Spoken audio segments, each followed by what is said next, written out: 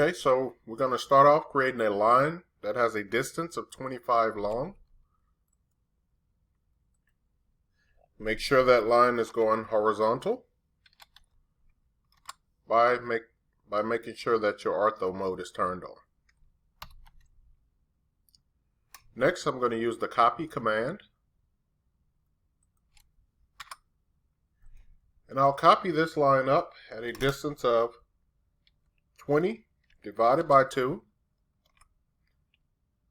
25 divided by 2, and 32 divided by 2.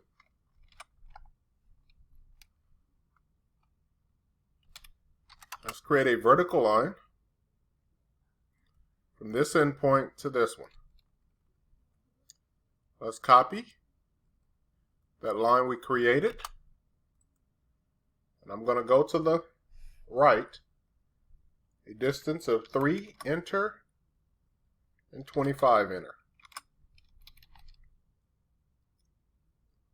Trim,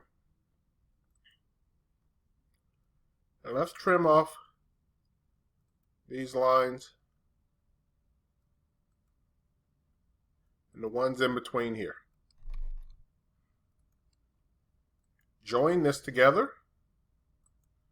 So I'll highlight it first and use the join command. I made sure that I have one polyline. Take a look at this in an isometric view. Revolve. Select your polyline that you created. And then go from this endpoint to that endpoint.